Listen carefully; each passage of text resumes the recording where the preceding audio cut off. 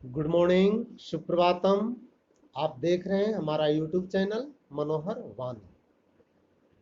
आज की इस वीडियो में मैं आप लोगों को हिंदी पाठ्य पुस्तक क्षितिज भाग 1 के पाठ 2 का दूसरा पार्ट पढ़ाने जा रहा हूं, जिसमें लेखक की तिब्बत यात्रा का दूसरे दिन का वर्णन है। लेखक कहता है कि दूसरे दिन हम घोड़ों पर सवार होकर ऊपर की ओर चले यानी पहाड़ की चढ़ाई पर चले। डाणे से पहले एक जगह चाय पी। डाणे के बारे में आप पहले पढ़ चुके हैं कि वह बहुत ही खतरनाक जगह है तिब्बत की, जहां खून हो जाना आम बात है। बहुत ही विकट जगह है। तो वहां पहुंचने से पहले एक जगह उन्होंने चाय पी और दोपहर के वक्त डाणे के ऊपर जा पहुंचे। दोपहर तक डाणे पहुंच गए। हम समुद्र तल से 17-18 हजार फीट ऊंचे खड़े थे। समुद्र तल से डाणे की ऊंचाई लगभग 17-18 हजार फीट थी। वहां पहुंच गए। हमारी दक्षिण तरफ पूरब से पश्चिम की ओर हिमालय के हजारों श्वेत शिखर चले गए।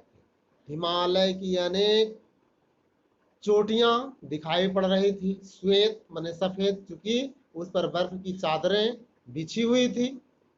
बर्फ जमी होने के कारण हिमालय की चोटियां श्वेत दिख रही थी। भीटे की ओर दिखने वाले पहाड़ बिल्कुल नंगे थे। कुछ ऐसे भी पहाड़ दिख रहे थे जो बिल्कुल नंगे दिख रहे थे, यानी उस पर बर्फ जमी हुई नहीं थी। न वहां बर्फ की सफेदी थी, न किसी तरह की हरियाली। उत्तर की तरफ बहुत कम बर्फ वाली चोटियां दिखाई पड़ती थी। सर्वोच्च स्थान पर, सर्वोच्च माने सबसे ऊंचे स्थान पर डाणे के देवता का स्थान था। डाणे के लोग जिस देवता की पूजा करते हैं उनका वहां स्थान था, जो पत्थरों के ढेर से बनाए गए थे, जानवरों की सींगों से और रंग बिरंगे कपड़े की झंडियों से सजाया गया था। उस जगह को रंग बिरंगी झंडियों से सजा दी गई थी। अब हमें बराबर उतराई पर चलना था। पहाड़ की चढ़ाई में कभी ऊपर चढ़ना पड़ रहा है, कभी नीचे उतरना पड़ रहा है। चूंकि पहाड़ की जो जगह होती है उबड़ खाबड़ होती है, समतल होती नहीं है। तो ऊंचाई पर चढ़ने के बाद अब नीचे की ओर आ रहे हैं। चढ़ाई तो कुछ दूर थोड़ी मुश्किल थी, लेकिन उतराई बिल्कुल नहीं। पहाड़ पर चढ़ना आसान होता है, सॉरी, पहाड़ पर चढ़ना कठिन होता है, किंतु उस पर से नीचे आना बिल्कुल आसान होता है। इसलिए कह रहे हैं कि चढ़ाई तो कुछ दूर थोड़ी मुश्किल थी, लेकिन उतराई बिल्कुल नहीं। शायद एक और सवार साथी हमारे साथ चल रहे थे। मेरा घोड़ा कुछ धीमे चलने लगा। मैंने समझा कि चढ़ाई की थकावट के कारण ऐसा कर रहा है और उसे मारना नहीं चाहता था, कि घोड़ा चलते चलते थक गया था, इसलिए वह धीरे धीरे चलने लगा। लेखक मारना चाहता था, उसे मारकर दौड़ाना चाहता था। फिर सोचा नहीं, ऐसा करना उचित नहीं है, क्योंकि यह चलते चलते थक गया होगा, इसलिए धीरे धीरे चल रहा है। धीरे धीरे वह बहुत पिछड़ गया और मैं दोनक्विक्स्तो की तरह अपने घोड़ों पर झूमता हुआ चला जा रहा था। दोनक्विक्स्तो एक प्रसिद्ध उपन्यासकार का नाम है। स्पेन का जो था वह घुड़सवारी के लिए प्रसिद्ध है। तो जिस तरह से दोनक्विक्स्तो घोड़े पर सवार होकर के चलता था, उस तरह से मैं झूमता हुआ चला जा रहा था। जान नहीं पड़ता था कि घोड़ा आगे जा रहा है या पीछे। इतना थक गया था, इतना धीरे धीरे चल रहा था कि लेखक कह रहा है कि मुझे समझ ही में नहीं आ रहा था कि घोड़ा आगे जा रहा है या पीछे। जब मैं जोर देने लगता तो वह और सुस्त पड़ जाता। एक जगह दो रास्ते फुट रहे थे, मैं बाएं का रास्ता ले मील 1.5 मील चला गया। एक जगह लेखक रास्ता भटक गया, जहां पर से दो रास्ते निकलते थे, तो जिस रास्ते से जाना चाहिए उस रास्ता में नहीं जा करके दूसरा रास्ता पकड़ लिया, गलत रास्ता पकड़ लिया। यानी लेखक को जाना चाहिए था दाएं का रास्ता, पकड़ लिया बाएं का रास्ता, और मील 1.5 मील चला गया उस गलत रास्ते पर। आगे एक घर में पूछने से पता लगा कि लंकोर का रास्ता दाहिने वाला था। लेखक लंकोर की यात्रा पर जा रहा है, लंकोर के लिए दाहिने का रास्ता चुनना चाहिए, लेकिन यह बाएं का रास्ता चुन लिया। फिर लौटकर उसी को पकड़ा। 4-5 बजे के करीब मैं गांव से मील भर पर था। जब 4-5 बज गया शाम, तो गांव से लगभग 1 मील दूर था, लंकोर से 1 मील अभी दूरी पर था। तो सुमति इंतजार करते हुए मिले। सुमति वहां पहले पहुंच गए, क्योंकि सुमति को रास्ता जाना पहचाना था, देखा हुआ था। सुमति वहां की यात्रा कई बार कर चुका था, इसलिए वह पहले पहुंच गया और लेखक का इंतजार करने लगा। मंगोलों का मुंह वैसे ही लाल होता है, और अब तो वह पूरे गुस्से में थे। सुमति मंगोल है, जाति का मंगोल है। मंगोल बिल्कुल गोरा होता है, लाल गोरा होता है, और गुस्सा का रंग भी लाल माना गया है। क्योंकि लेखक यात्रा में पिछड़ गया और वह बहुत देर से इंतजार कर रहा था। इंतजार करने के कारण उसका गुस्सा बढ़ा हुआ था, तो चेहरा और लाल हो गया था। उन्होंने कहा, मैंने 2 टोकरी कंडे फूंक डाले, 3 बार चाय को गर्म किया। मैंने बहुत नरमी से जवाब दिया, लेकिन मेरा कसूर नहीं है मित्र। सुमति ने कहा कि इतना समय कहाँ लगा दिए, मैं आपके इंतजार में यहाँ 2 टोकरी कंडे फूंक डाले। कंडे कहते हैं उपला को, गोईठा जिसको कहते हैं ग्रामीण भाषा में, जो गोबर को पाथकर बनाया जाता है ईंधन के लिए। तो उसी के बारे में कहता है कि मैंने 2 टोकरी कंडे फूंक डाले यानी जला डाले, 3 बार चाय को गर्म किया। गोईठा पर चाय को गर्म कर रहा है, इंतजार में कि अब लेखक पहुंचेंगे, अब पहुंचेंगे, लेकिन नहीं पहुंचे। मैंने हाँ, जब लेखक ने देखा कि मेरा सहयात्री सुमति गुस्से में है, तो उन्होंने नरमी से जवाब दिया, बिल्कुल विनम्र होकर के धीरे से जवाब दिया कि लेकिन मेरा कसूर नहीं है मित्र। देख नहीं रहे हो कैसा घोड़ा मुझे मिला है? मैं तो रात तक पहुंचने की उम्मीद रखता था। मेरा घोड़ा इतना धीरे चल रहा था कि मुझे तो लग रहा था कि यहाँ पहुंचने में मुझे रात हो जाएगी। इस समय भी मैं पहुंच गए तो बहुत भाग्य की बात है। खैर, सुमति को जितनी जल्दी गुस्सा आता था उतनी ही जल्दी वह ठंडा भी हो जाता था। लंकोर में वह एक अच्छी जगह पर ठहरे थे, यहाँ भी उनके अच्छे यजमान थे। पहले चाय सत्तू खाया गया, रात को गर्मा गर्म थुप्पा मिला। खाद्य पदार्थ है थुप्पा, वहां का क्षेत्रीय खाना है। पहले चाय सत्तू दिया गया, उसके बाद खाने को थुप्पा मिला। जहां भी लेखक जा रहा है सुमति के साथ, वहां अच्छा आदर सत्कार मिल रहा है, क्योंकि सुमति के जान पहचान के वहां बहुत सारे लोग रहते हैं। अब हम तिंगरी के विशाल मैदान में थे। लंकोर के बाद लेखक आगे बढ़ता है, तिंगरी पहुंचता है। तो तिंगरी के विशाल मैदान में पहुंचता है, जो पहाड़ों से घिरा टापू सा मालूम पड़ता है, जिसमें दूर एक छोटी सी पहाड़ी मैदान के भीतर दिखाई पड़ती है। उसी पहाड़ी का नाम है तिंगरी समाधि गिरी। एक जगह है तिंगरी समाधि गिरी जो पहाड़ों से घिरी हुई है। आसपास के गांव में भी सुमति के कितने ही यजमान थे। कपड़े की पतली पतली चीरी बत्तियों के गंडे खत्म नहीं हो सकते थे, क्योंकि बोध गया से लाए कपड़े के खत्म हो जाने पर किसी कपड़े से बोध गया का गंडा बना लेते थे। गंडा एक ताबीज प्रकार का होता है। तो सुमति कुछ कपड़ा खरीद लिए थे और उसको फाड़ करके रस्सी की तरह बना करके अपने यजमान को दे देते थे कि यह बोध गया का है। बोध गया के नाम पर लोग बहुत श्रद्धा से उन्हें धारण करते थे, पहनते थे।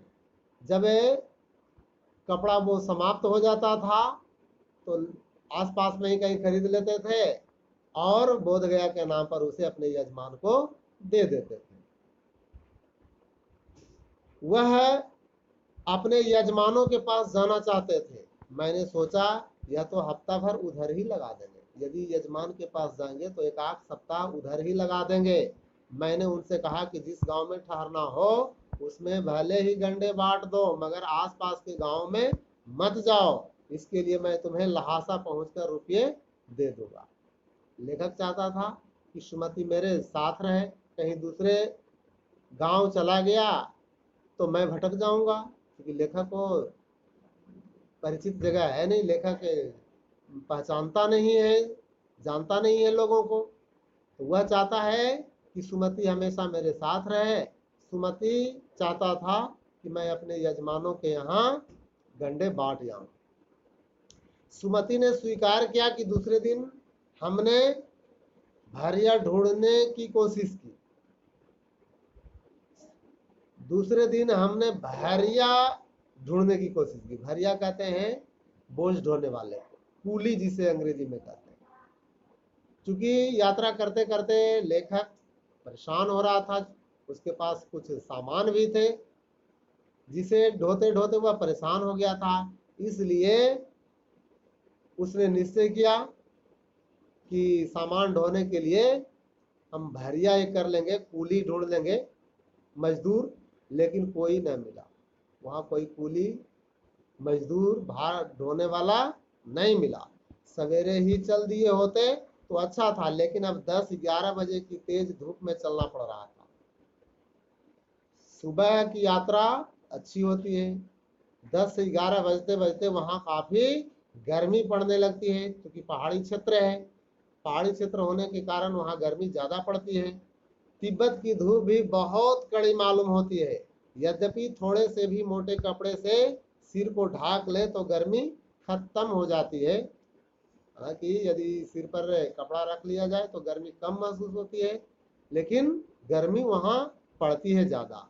आप 2 बजे सूरज की ओर मुंह करके चल रहे हैं, ललाट धूप से जल रहा, यानी यदि आपका फेस सूर्य की ओर है तो फेस पर काफी गर्मी की अनुभूति होती है, और पीछे का कंधा बर्फ हो रहा है और पीछे तरफ ठंड की अनुभूति होती है। वहां की इस तरह की जलवायु है।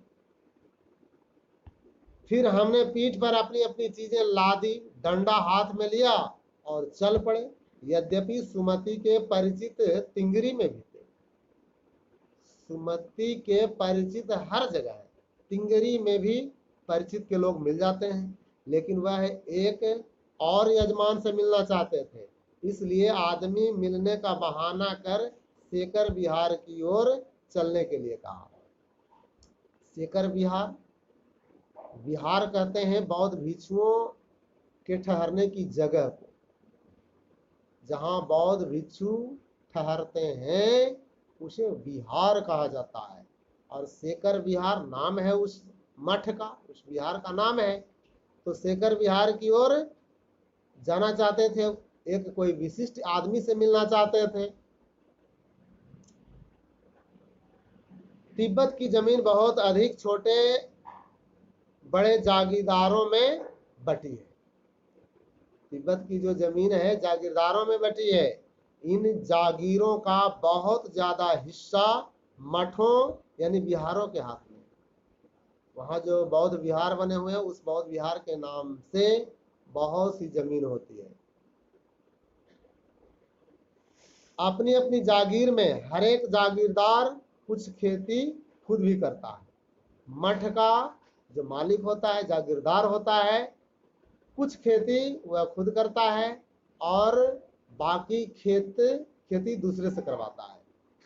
तो कुछ खेती खुद भी करता है जिसके लिए मजदूर बेगार में मिल जाते हैं। जागीरदार जो खेती करवाता है उसके लिए मजदूर उसे मुफ्त में मिल जाता है।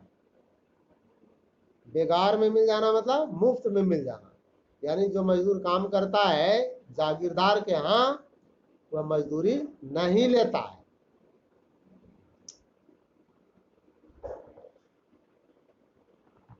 खेती का इंतजाम देखने के लिए वहां कोई भिक्षु भेजा जाता है, बौद्ध भिक्षु को भेजा जाता है खेती देखने के लिए कि किस तरह की खेती हो रही है, जो जागीर के आदमियों के लिए राजा से कम नहीं होता, यानी उसकी बहुत अहमियत होती है, बहुत महत्व होता है। जो बौद्ध भिक्षु होता है उसे राजा का सम्मान दिया जाता है। सेकर की खेती के मुखिया भिक्षु नम से बड़े भद्र पुरुष थे।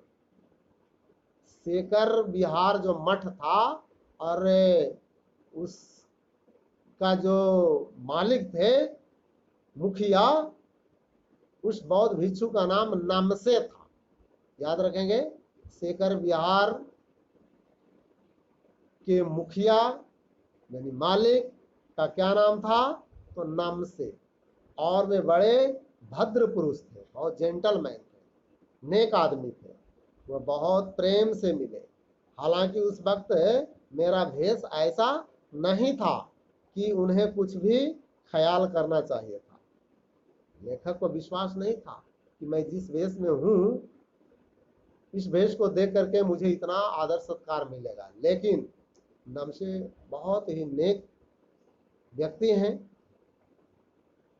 भिक्षु के वेश में होने पर भी लेखक के साथ बढ़िया बर्ताव किया। यहाँ एक अच्छा मंदिर था जिसमें कंजूर की हस्तलिखित 103 पोथियां रखी हुई थी। कंजूर क्या है, तो बुद्ध वचन का अनुवाद है। बुद्ध के उपदेश जो है उसका अनुवाद किया हुआ है वहां के क्षेत्रीय भाषा में, जिसे कंजूर कहा जाता है। तो इस तरह की 103 पोथियां रखी हुई।